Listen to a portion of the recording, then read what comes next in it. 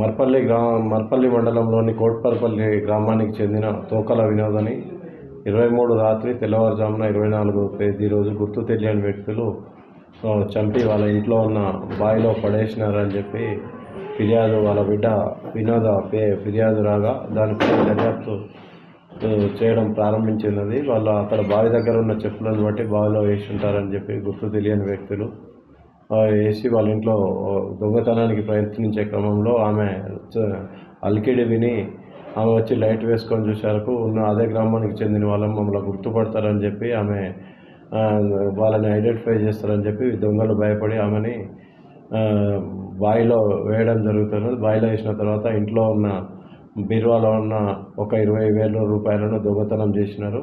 ఆనవాళ్ళు లేకుండా ఉండడానికి ఇంట్లో ఉన్న బీరువాలో ఉన్న వస్తువులన్నింటినీ కూడా తగలబెట్టి వాళ్ళు పారిపోయినారు.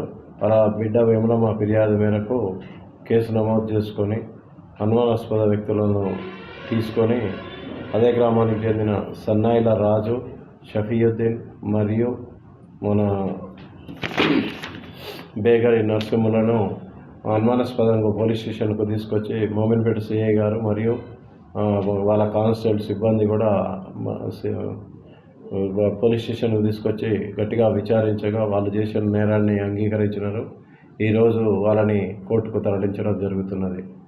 వీళ్ళు జల్సాలకు అలవాటు పడి ఈజీగా మనీ సంపాదించాలన్న దురుద్దేశంతో ఆమె భర్త వినోద భర్త 2019 కరోనా సమయంలో చనిపోయినారు. ఒంటరిగా మహిళ ఉంటున్నదని ఆసరాగా చేసుకొని ఆమెకు ఎవరు లేరని చెప్పేసి గుర్తించడం జరిగింది. ఆ పక్కింటికి చెందిన గున్నమ్మ అనే వ్యక్తి ఇంట్లో నుంచి పొగలు వస్తున్నాయని చెప్పి ఆ పక్కింటి అబ్బాయితోటి సహాయంతో ఇంట్లోకి వేరే వాళ్ళ గోడ మించి లోపలికి పోయి చూడగా ఇంట్లో ఈమె చెప్పులు బావి దగ్గర ఉండడం గమనించి ఆమెని గుర్తు తెలియని దొంగలు దాంట్లో వేసి బావిలో వేసి చంపినారని చెప్పి దీని మీద దర్యాప్తు చేస్తున్నాము. ఈ నేరస్తులను ఈరోజు రిమాండ్కు పంపించడం జరుగుతుంది.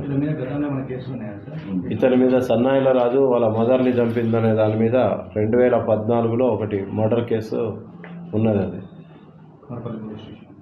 Marpalli police station.